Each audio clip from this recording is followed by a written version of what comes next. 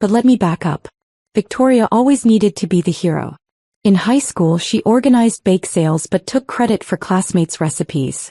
In college, she founded a charity that mostly paid her travel expenses. Last year, she launched the Victoria Hayes Medical Access Foundation, with a mission to bring healthcare to underserved communities. Noble. Except she had zero medical background and no actual healthcare facilities. I'm Dr. Sarah Hayes. I own and operate 5 community clinics across 3 counties.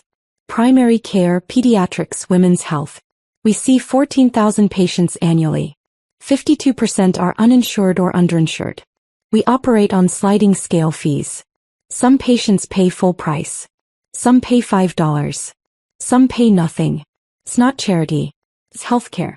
My clinics aren't glamorous. Clinic 1 is in a converted warehouse near the industrial district. Clinic 2 shares space with a food bank. Clinic 3 operates from a double-wide trailer in rural Jefferson County. Clinic 4 is above a bodega. Clinic 5 is the newest, a renovated fire station. They're functional, clean, staffed by excellent physicians and nurses who believe healthcare is a right, not a luxury. Victoria called them struggling. She'd been saying it for 2 years. At Thanksgiving, Sarah's clinics are barely surviving. At Mom's birthday, such a shame she's working so hard for nothing. At family dinners, she should just close them before she goes bankrupt. I never corrected her. What was the point? The clinics generated $3.2 million in annual revenue. After salaries, supplies, rent, and reinvestment, I took home $68,000 yearly.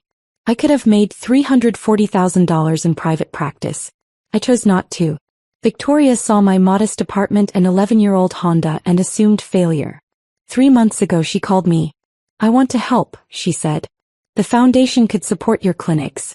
Keep them running. We'd handle the administrative burden. They're not struggling, I said. Sarah, it's okay to accept help. Pride won't keep the lights on. The lights are on. For now. I should have seen it coming. The ghost ledger. I started keeping track. Not of money, of the moments that cost more than money. When Mom had her gallbladder surgery, I took 2 weeks off to care for her.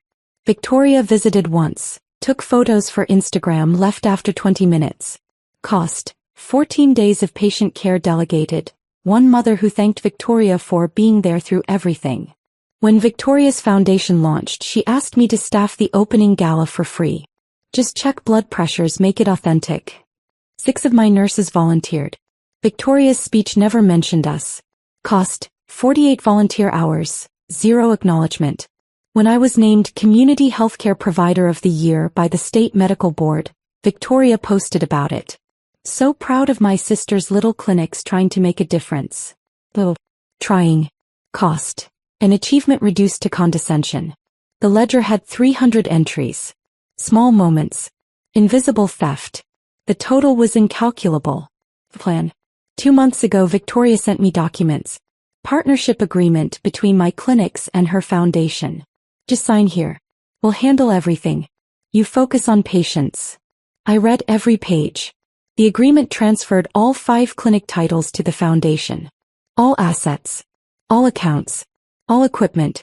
In exchange, I'd become a salaried medical director, earning $55,000 annually, $13,000 less than I currently made. The foundation would control everything. Patient care decisions. Staffing. Finances. It's standard nonprofit structure, Victoria explained. You'll have more time for medicine, less administrative stress. I'll think about it, I said. I didn't sign. But Victoria needed that signature for her fundraiser. The 5-clinic donation was the centerpiece of her gala. Corporate sponsors had committed $800,000 based on the promised donation. Donors expected tax deduction letters. The foundation's reputation depended on this success. Without my signature, she had nothing. So she forged it. The fundraiser. The Riverside Hotel ballroom held 300 people. Corporate sponsors at the front tables. Local politicians and business owners filling the middle. Media representatives along the walls. I arrived quietly. Black dress, minimal jewelry, a seat at the back table near the kitchen. Nobody noticed me. Why would they? I wasn't listed on the program. Victoria wore a floor-length emerald gown. Her speech was rehearsed, passionate, perfectly timed. "Healthcare is a human right," she began. "But rights mean nothing without access." The crowd murmured agreement. "That's why tonight, I'm thrilled to announce the Victoria Hayes Medical Access Foundation has acquired 5 community clinics serving 14,000 patients across 3 counties." Applause. "My sister Sarah built these clinics from nothing. She poured her heart into them. But the administrative burden became too much. She was drowning in paperwork, struggling to keep the lights on. I watched 300 people nod sympathetically. So she came to me. And she said, 'Victoria, I can't do this alone anymore.' I never said that. Together we found a solution. Sarah donated all 5 clinics to the foundation. She'll continue as medical director, focusing on what she does best, treating patients, while we handle the business side." Victoria displayed a presentation slide. Photos of my clinics. Patient testimonials I'd never authorized. Financial projections showing foundation efficiency improvements. This donation represents a $4.2 million asset transfer. It's the largest single healthcare donation in our state's history. Standing ovation. And here's the best part. This donation is fully tax-deductible for the foundation, which means corporate sponsors who support our work can deduct their contributions. Everyone wins. Patients get care. Donors get deductions. Healthcare becomes sustainable. Another wave of applause. Victoria smiled. "Let's give Sarah a round of appreciation for her sacrifice." Spotlight swept the room looking for me.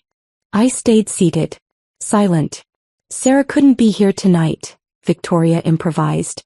"She's at the clinics, of course. Always working." The applause continued. Then the ballroom doors opened. The revelation. 5 people walked down the center aisle. Professional, purposeful, unhurried. Dr. Michael Torres, Director of the State Medical Board. Dr. Patricia Chin, County Medical Licensing Authority.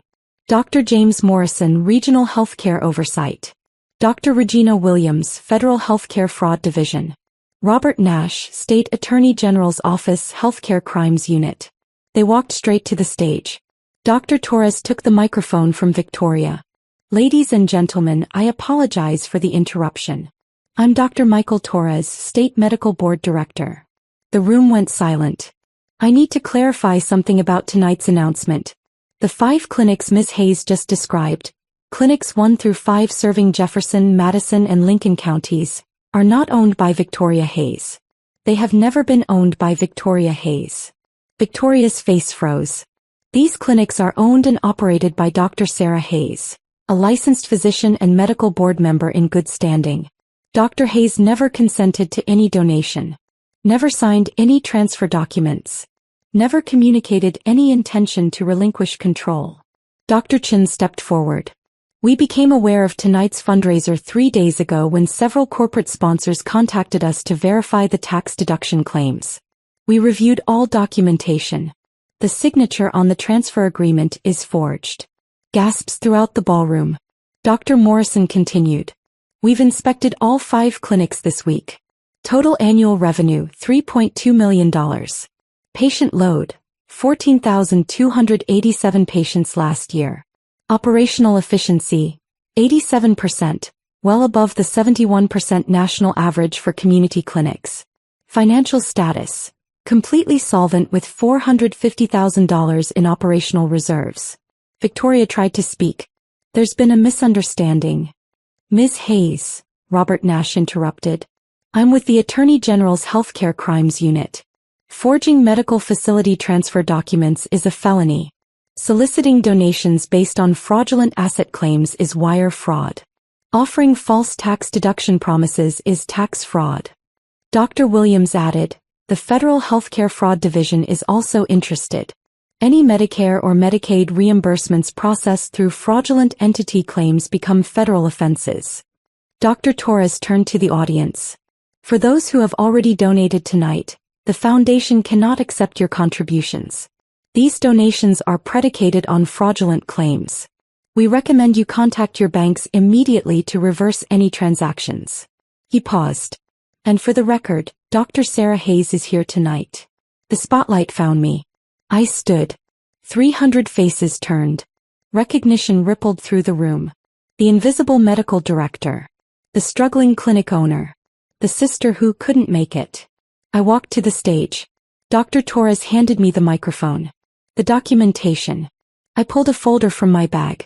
Not dramatic. Just necessary. I want to show you something, I said. I projected documents on the screen behind me. This is my signature. A driver's license, medical license, DA registration, all displayed my actual signature. This is the signature on Victoria's transfer agreement. The forged signature appeared. Similar. Not identical. Here's a notarized statement from handwriting expert Dr. Caroline Reed confirming the transfer signature is fraudulent. Analysis completed yesterday. Next slide. These are my clinic financial statements. Annual revenue $3.2 million. Operational costs $2.75 million. My salary $68,000. Remaining $400,000 reinvested in equipment, staff training and facility improvements. Next slide. These are patient satisfaction scores. Clinic 1, 94%. Clinic 2, 91%. Clinic 3, 89%. Clinic 4, 93%. Clinic 5, 96%. Average wait time, 22 minutes. Industry average, 47 minutes. Next slide. These are employment records. 62 full-time staff. 48 part-time. All receiving benefits. Average tenure, 4.7 years. Industry average, 2.1 years. I looked at Victoria. You called them struggling. You told 300 people I was drowning. You forged my signature and claimed I donated $4.2 million in assets I built over 12 years. Victoria's hands trembled. But here's what you didn't know. Final slide. I am a voting member of the State Medical Board. Dr. Torres is my colleague. When corporate sponsors called to verify your claims, they called us. We've known about this fraud for 72 hours. We let tonight proceed to document the full scope of your scheme in front of witnesses. I gestured to the audience. 300 witnesses. The consequences. Robert Nash stepped forward with documents. Ms. Victoria Hayes, you're being served with a criminal complaint. Charges include forgery, wire fraud, attempted theft of medical facilities, and solicitation under false pretenses. 2 police officers appeared at the stage steps. Dr. Chin addressed the donors. The Victoria Hayes Medical Access Foundation is under immediate investigation. All accounts are frozen. Any donations made tonight will be reversed. Any previous donations may be subject to recovery if found to be solicited through fraudulent claims. Dr. Morrison added, we're reviewing all foundation activities for the past 18 months.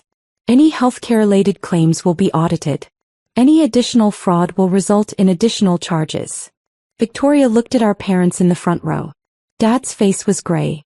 Mom was crying. Sarah, please, Victoria whispered. I was trying to help.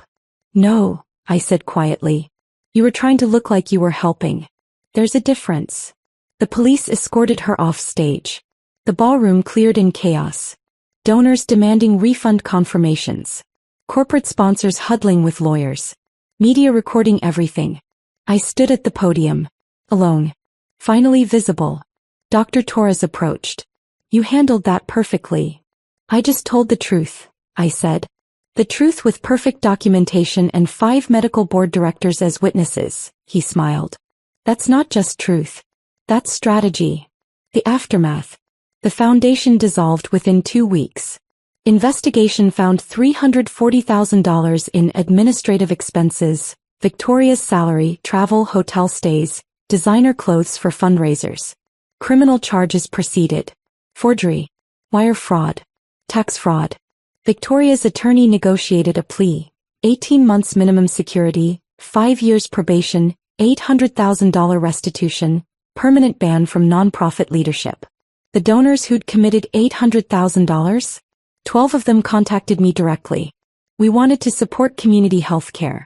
Can we donate to your clinics instead? I set up a proper nonprofit structure. Hired a legitimate accounting firm. Established transparent governance with independent board oversight. Within 6 months we raised $1.1 million. Clinic 6 opened in rural Harrison County. Clinic 7 is under construction. My family, Dad apologized. Said he should have listened when I said the clinics were fine. Mom still sends Victoria care packages in prison. She asked if I'd visit Victoria with her. I said no. Some people think that makes me cold. But there's a difference between forgiveness and boundaries. Forgiveness is free. Boundaries cost everything and they're worth it. The philosophy. Here's what I learned about family and fraud. Victoria didn't see me. She saw a narrative. The struggling sister. The failed entrepreneur. The one who needed saving. That narrative served her. It made her the hero. The generous one. The successful sibling swooping in to rescue the drowning doctor. But I wasn't drowning. I was swimming in deep water by choice. Building something real instead of something photogenic. The difference matters. Real work is unglamorous. It's double-wide trailers and warehouse conversions. It's sliding scale fees and 11-year-old Hondas. It's $68,000 salaries when you could make 5 times that. Real work doesn't photograph well for galas. So Victoria created a prettier version. She built a foundation on my real work while calling it failure. She forged my signature because my actual consent would have required seeing me, really seeing me, and that would have destroyed her narrative. The cruelty wasn't the forgery. The cruelty was the invisibility that made forgery possible. For 12 years my family watched me build 5 clinics. They attended 0 ribbon cuttings. Celebrated 0 milestones. Asked 0 questions about patient outcomes or financial sustainability. Then Victoria announced the clinics were failing, and everyone believed her immediately. That's the ghost ledger nobody counts. The cost of being unseen while being used. Freedom. It's been 8 months. Clinic 6 served 2,140 patients in its first quarter. Clinic 7 opens next month. We're recruiting for Clinic 8. I got a new car. Nothing fancy, a 3-year-old Subaru. But it's new to me. I got a new apartment. 2 bedrooms. One is an office. The walls are covered in patient thank you letters and clinic photos. I got a new understanding. Family isn't who sees you as a character in their story. Family is who sees your story and says, tell me more. My staff are family. Dr. Morrison calls every month to check in. Nurse Elena from Clinic 1 became my emergency contact. The patients who pay nothing but say, thank you. They're family. The people who applauded Victoria's speech? They're strangers who believed a good story. And Victoria? She's a cautionary tale about confusing visibility with value. The signature. I keep the forged transfer agreement framed in my office. Not as a trophy. As a reminder. My real signature appears on 62 employee contracts. On 14,287 patient care authorizations annually. On lease agreements for 7 clinic locations. On countless prescriptions, referrals, and medical directives. My real signature appears on documents that matter. Victoria forged my signature once. On a document that attempted to steal 12 years of work. But she never had my consent. Never had my clinics. Never had my story. She had 300 applauding strangers and a microphone. I had 5 medical board directors, documentation, and the truth. The truth doesn't always win immediately. But it wins permanently. My clinics are open. My patients are cared for. My work continues. Victoria's foundation is dissolved. Her reputation is destroyed. Her freedom is limited. Me. I'm exactly where I always was. Swimming in deep water. Building real things. Helping real people. The difference is now everyone can see me. And I don't need applause. I need more exam rooms. Clinic 8 opens in 43 days.